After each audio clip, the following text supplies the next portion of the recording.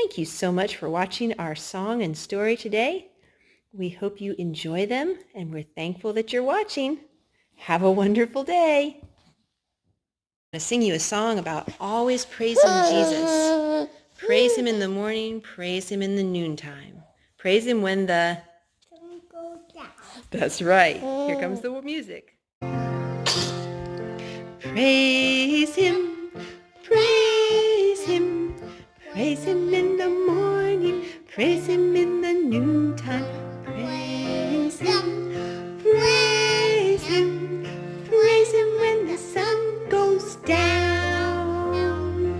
Jesus, Jesus, Jesus in the morning, Jesus in the noontime. Jesus, Jesus, Jesus when the sun goes down. Serve him, serve him, serve him in the morning, serve him in the noontime. Serve him, serve him, serve him when the sun goes down. The name of our story today is Oscar, Cat About Town. It's by the veterinarian James Harriet, and the pictures are by Ruth Brown. I looked at the stray cat which a kind little girl had brought to my examining room. He was very pretty with stripes of auburn, gray, and gold, but he was terribly thin and ill. The little girl said that nobody knew where the cat had come from, so she left him with me. With my wife Helen by my side, I examined him thoroughly and found that he was suffering from starvation. The strange thing was that he purred loudly all the time. He's so weak he can hardly stand, but he's purring, I said. You see, he's a good-natured cat. For a few days, Helen gave him beef broth and milk to make him strong, and when he walked into the kitchen to eat some of Sam's dinner of meat and biscuits, we knew he was well again. We shall call him Oscar, said Helen. You mean you want to keep him? Yes, he's a lovely, friendly cat and so pretty, and since we don't know who owns him, he must stay with us. He and Sam get along well. Oscar purred his approval, and his big purr became part of our lives. Oscar had been with us several weeks when I came home and found Helen looking very worried. It's Oscar. He's gone, she said. What do you mean? I think he's run away. I became worried, too, because I knew he had run away from somewhere before we found him, and it made me so sad to think that we might be going to lose our cat after we'd grown so fond of him. In the darkness, Helen and I searched all over the garden and the lane behind the house. Then, although it began to rain heavily, we began to explore the streets and side alleys of the little town of Darrowby. After 2 hours, we could not find him, and Helen had tears in her eyes.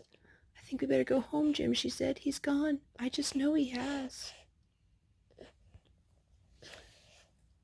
On our way home, we passed the brightly lit window of the Women's Institute Hall. I stopped suddenly. I think I can see Oscar in there, I said. We both peered in through the window, and to our delight, we could see our cat among the ladies. We ran inside. There was a hat-making competition in progress. Various ladies were lined up wearing some very original and pretty hats.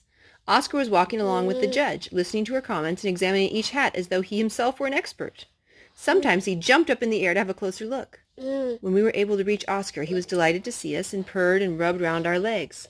One of the ladies said he'd been there the whole evening and had seemed to enjoy himself thoroughly. What do you think about that, Nathaniel? Yeah, Cat was looking at the hats. Cat and hat, that rhymes, doesn't it? Yeah. It was lovely to have him back, but one afternoon a week later he disappeared again. Helen and I looked everywhere, and again we were just giving up hope when we heard two women speaking as they came out of Darrowby's town hall. Did you see that funny cat in there? One of them asked. I've never seen one like him.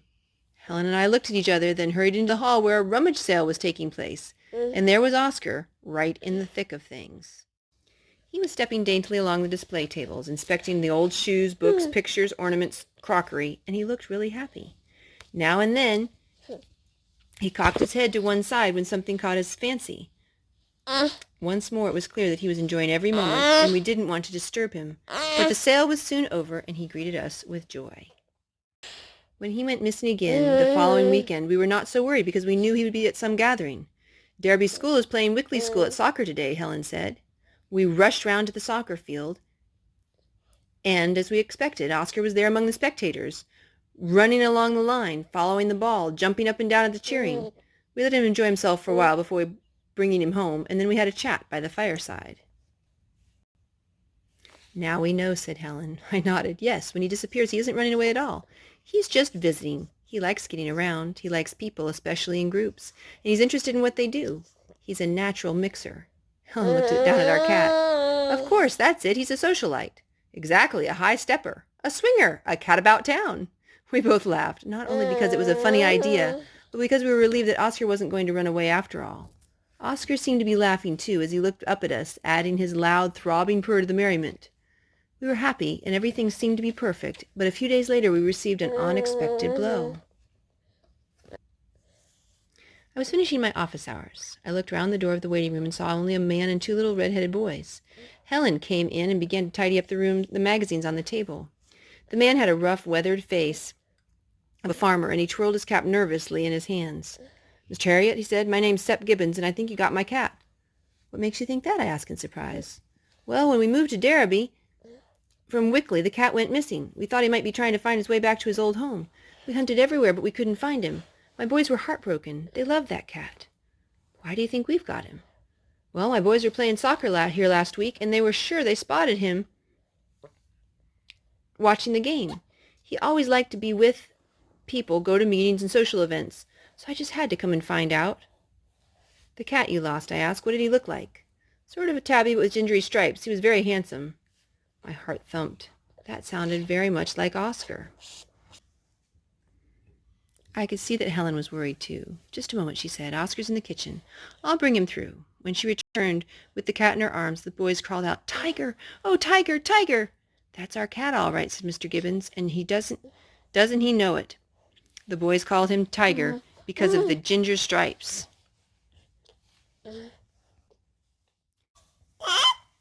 He looked at the 2 boys, flopped happily on the floor, as Oscar, purring with delight, rolled around them. The boys used to play with him like that for hours. They cried a lot when we lost him. Well, Mr. Gibbons, said Helen with a catch in her voice, you better take him. He was your cat first, and you searched for him so hard. We can see that the boys love him. Well, that's very kind of you. Please come and see him whenever you like. Wixley is only 20 miles away. He picked up Oscar and left. We missed Oscar terribly, but we knew we had done the right thing. He really belonged to the Gibbons family, who loved him and would be kind to him. One afternoon we were out shopping in the nearby town, and I looked at my watch. It's only 5 o'clock. Why don't we go and see Oscar at Wickley? It's not far from here. The Gibbons cottage was at the far end of the Wickley village, and when Mrs. Gibbons opened the door to us, she didn't know who we were. But when she heard the name Harriet, she was delighted to see us. Come in and have a cup of tea, she said. We went inside and were greeted by Sep and the boys. As Mrs. Gibbons busied herself with the kettle, we looked eagerly around the room for Oscar. Within a few moments he trotted up. He took one look at Helen, then jumped into her lap and rubbed his face against her hand. He knows me, cried Helen in delight. Yep, Sep said, you were kind to him, and he'll never forget you. And we won't either. I tickled the cat's cheek as he curled happily on Helen's lap.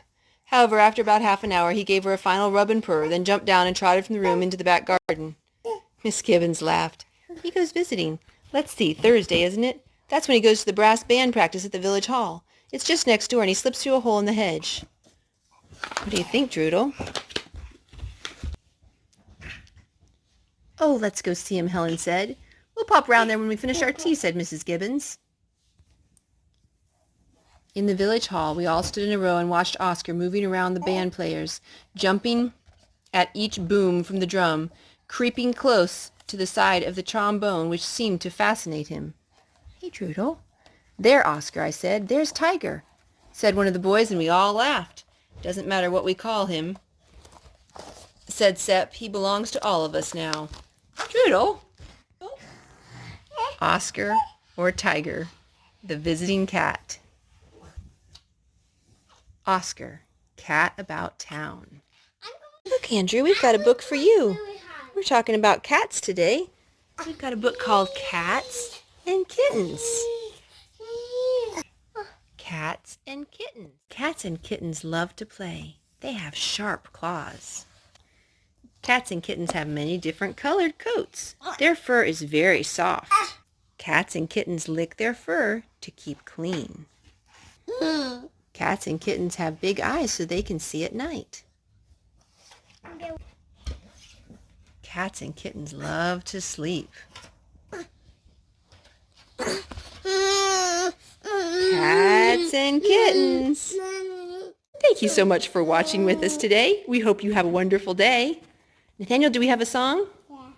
Goodbye, goodbye, goodbye, goodbye, goodbye, goodbye. Come back again, we'll see you soon. Goodbye, goodbye, goodbye. Goodbye.